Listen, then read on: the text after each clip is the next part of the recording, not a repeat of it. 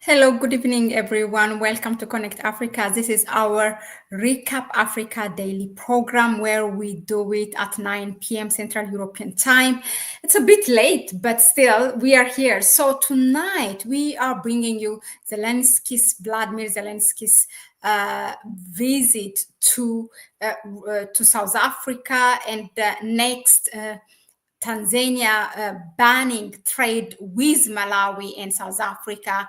And last, the Ecowas leaders meeting in Ghana over the exit of Niger, Mali, and Burkina Faso. Those are the news that we have selected for tonight to analyze it to you. So first thing is first. So Ukraine's president Zelensky's visit to to South Africa and meeting South Africa's president Cyril Ramaphosa it seems to be crushed by Putin's attack against Kiev, and he has to rush or cut short his meeting with Ramaphosa or his visit in South Africa to go back to his country. I'm going to share a video with you and some backgrounds to these stories. How did it go?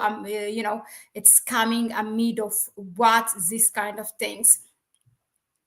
Let me see if that's a good view. I'm not sure, but yeah, maybe better this one. Okay.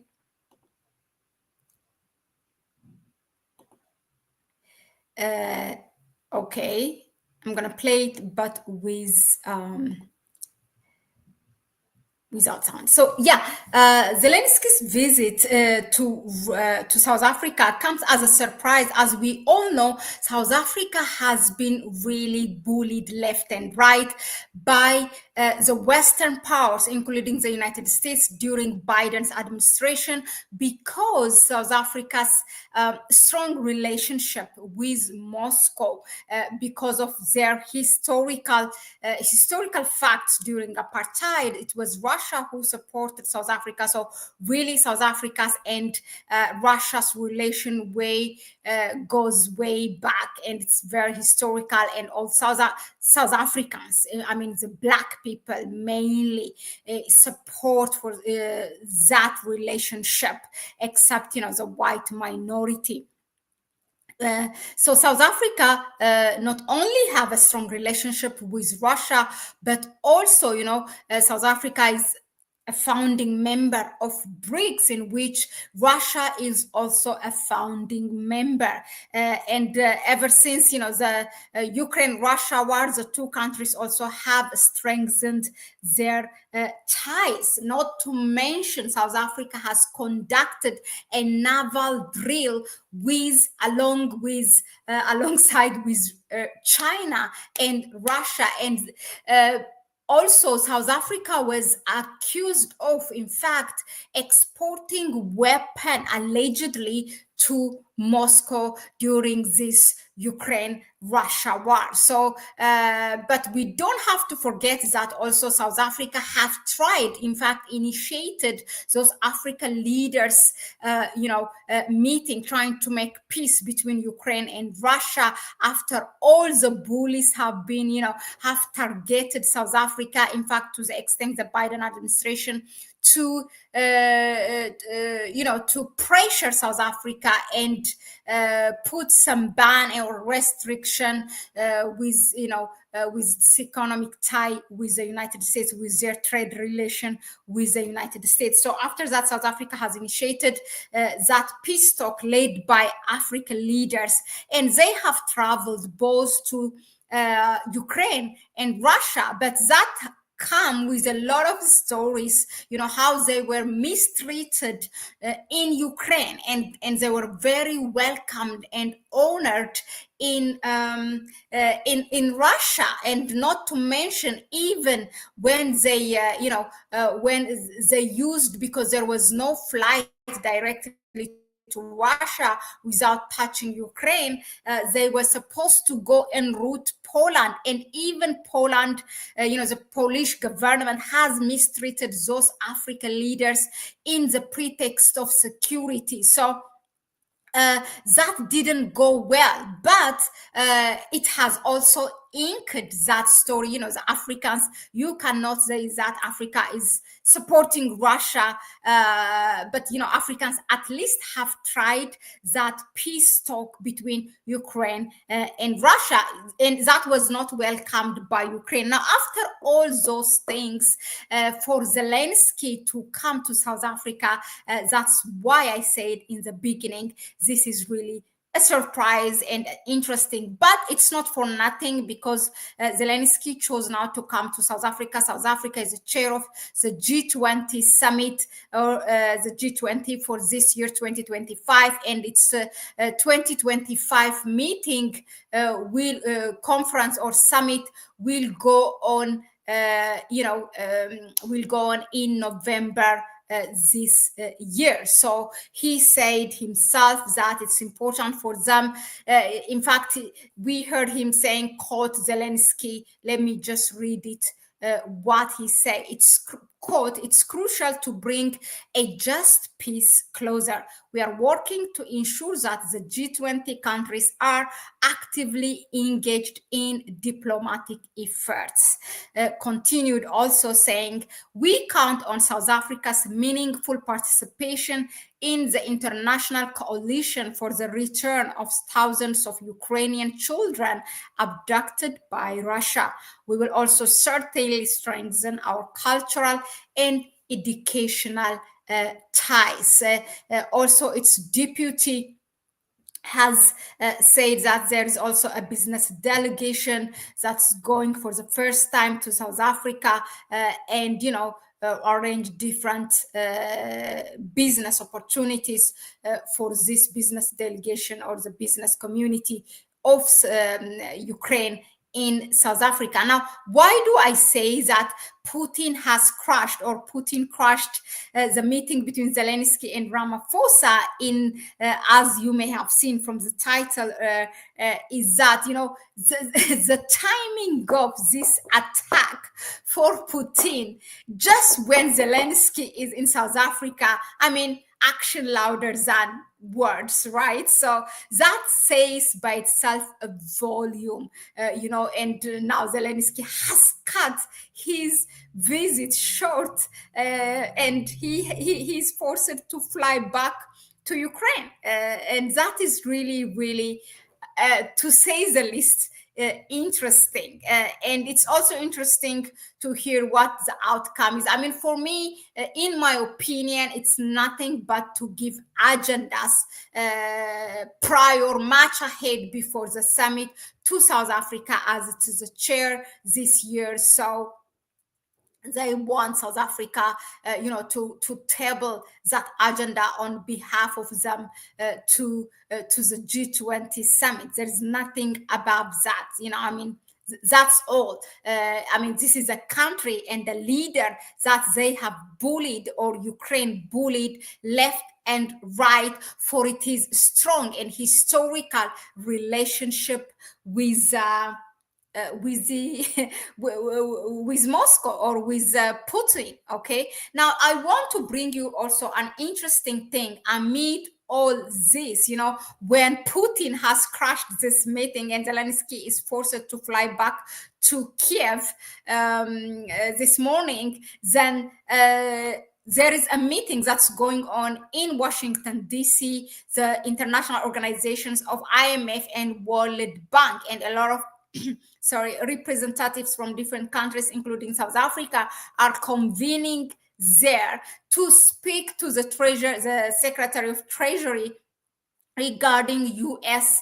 tariff on trade with various countries. So they want each and every one of them to have this meeting on the side, one-to-one with the United States. Now, amid this, in fact, when Zelensky flew to Ukraine because of Putin attack against Kiev, then Ramaphosa took the podium actually to tell us that he has spoken with Trump over the phone, and he suggested a one-to-one meeting between him and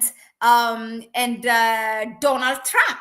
and that is really that coming, first of all, amid this visit, which is crushed by Putin's attack against Kiev, and then Zelensky has to fly back, and then amid the fade between that is going on between South Africa and United States, to the to the extent that the ambassador of South Africa has to pack and come to his home country. So that is really interesting. Nobody, I mean, there is no, except Ramaphosa saying that he spoke with Donald Trump over the phone and suggested a meeting, a one-to-one meeting.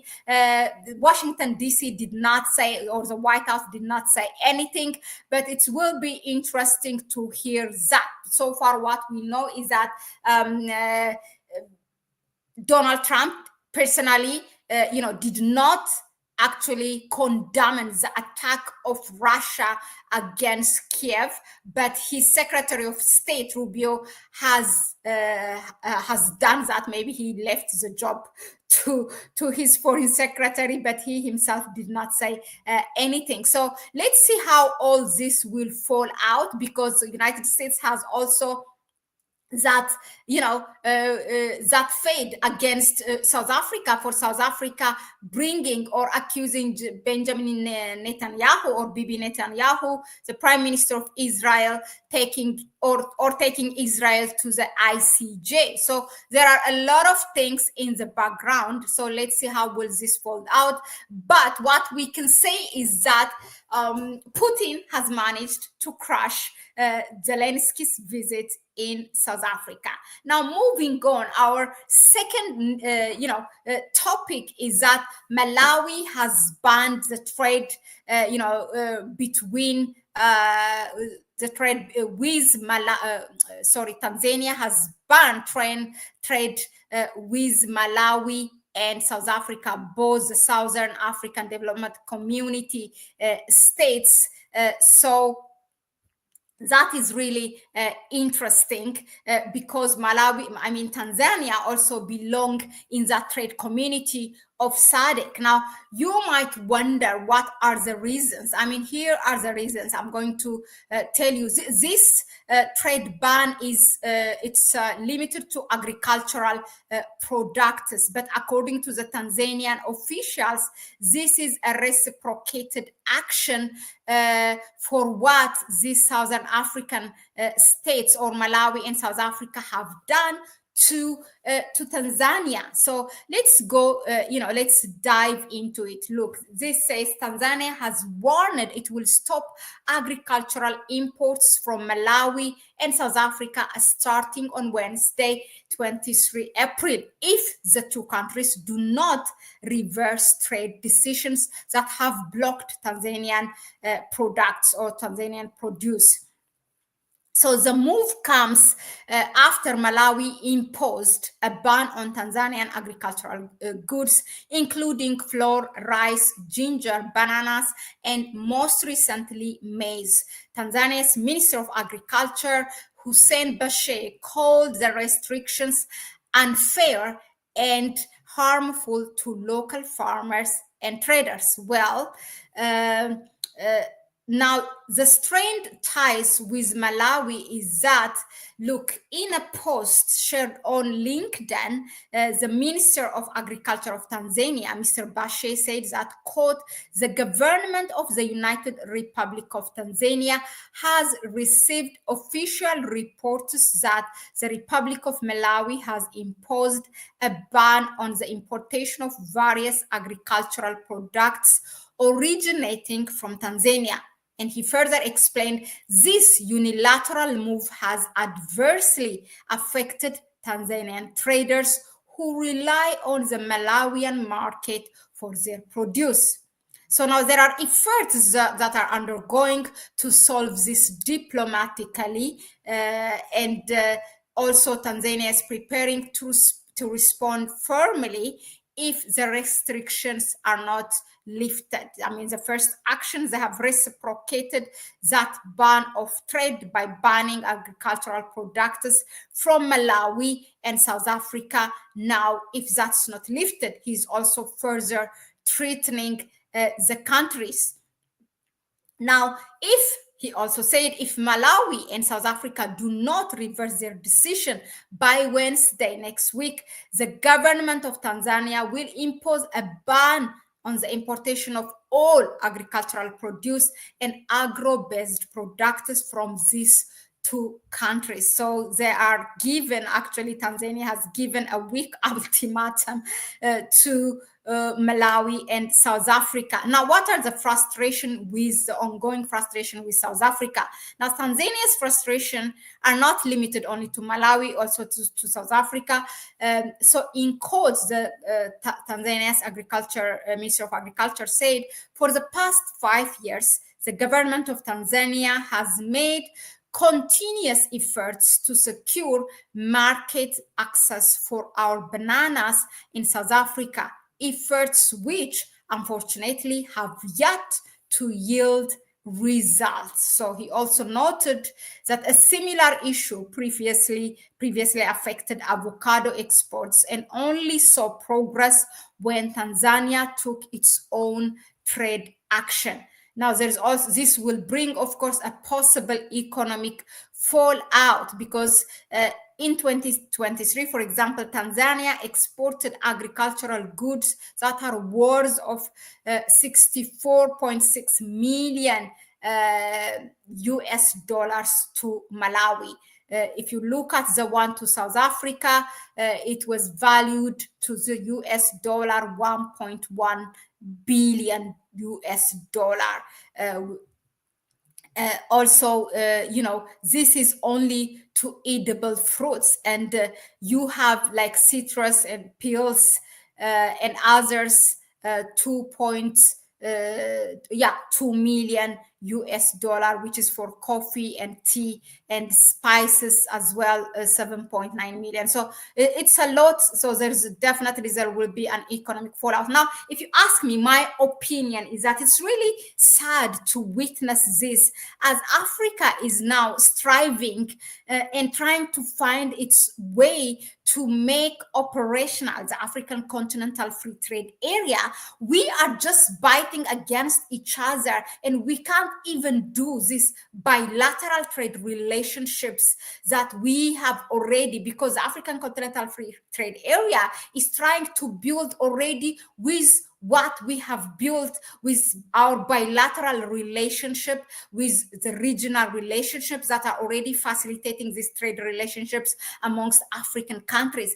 That is, the asset that the African Continental Free Trade Area is counting on. And we are busy damaging this foundation. Forget the bigger picture of the African Continental Free Trade Area. Now, if this foundation are lost, then forget the African Continental Free Trade Area. It's something that we have, managed in a kind of achieved as one of the flagship projects of the Agenda 2063 of the African Union. That was welcomed by each and every member states in the continent. So it's really sad. Hopefully, within this week ultimatum that Tanzania give to Malawi and South Africa, that they will be able to resolve their how can I say, these tensions that's existing between Tanzania and Malawi and South Africa. That was it for now, as far as that's concerned. Now, moving on to our last piece of this, the third one and the last one, is that Ecowas has held a meeting in Accra over the exit of Burkina Faso, Mali, and Niger. It's just meaningless at this point and useless, except that you are wasting your money and your time, because AES, the Alliance of the Sahel State, is now a state or a confederation that every African, except the leaders, are aspiring to, that they want their country, their respective country in Africa to emulate that kind of confederation, or if possible to join AES. Forget about your Ecowas. Forget it. Everybody has seen how ECOWAS is a Trojan horse for the Western powers who are trying to colonize back Burkina Faso, Mali, and Niger, in which these countries have successfully have kicked out France, its military, the embassy, and everything. Okay, their agencies in the name of non-governmental organizations, everything. They have cut their ties. They are not against the relationship between people to people.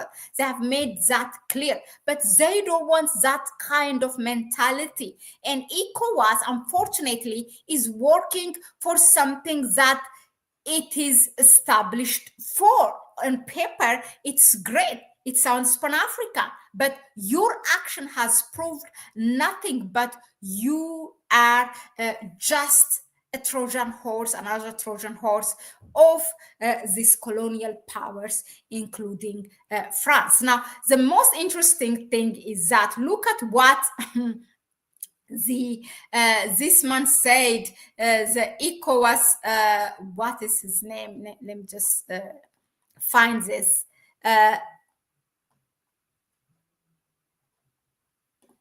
Okay, so the chairman of the Economic Community of Western African States, Council of Ministers, Yusuf Mahtama Tugar, has expressed his confidence that the regional bloc, ECOWAS, will emerge stronger following the withdrawal of Mali, Niger, and Burkina Faso, where you are losing every relationships that you have with these countries. I mean, thanks to them that they did not ban the movement between ECOWAS and IES, but you're gonna lose a lot, the number of people, the trade area, and many things, the contribution that's made by these countries. You are going to lose, so do not make it sound. But of course, I mean, you're not going to say that, oh, we are losing. But in fact, unilaterally, some countries have also expressed that this will affect economically ECOWAS. So now your statement is just nothing. That's like, you are lying.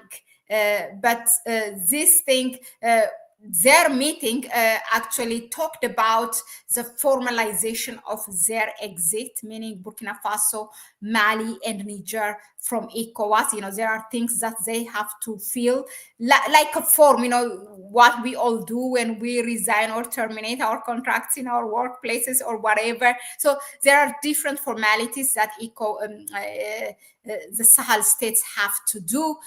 So those are the things they are facilitating, in which the IES wanted really to do right away. But it was ECOWAS that said we give it 6 months. And that 6 months is actually in July, but maybe they're just doing the preparation work. So that was it for now. Thank you very much for tuning in. But let us know in the comments section, what do you think of Putin's crashing the meeting of Zelensky and Ramaphosa? What do you think of this kind of, strained business or trade relationship amongst African countries, while we are trying to bring or to realize, to make operational that African Continental Free Trade Area? And the last question is that, what do you think of ECOWAS? I mean, forget ECOWAS. In fact, I don't have a question for that, but I have this to say. Forget ECOWAS. We want you to join IES. Thank you again. And please go ahead and support us through our PayPal account. You can find it in the description section. Also, our Buy Me a Coffee link, you can find that as well in the description section. Share the video with others. That will also help us. That was it for now for me, and I will see you on the next one. Join us every day at 7 p.m. Central European Time and 9 p.m. Central European Time. Thank you. Bye-bye.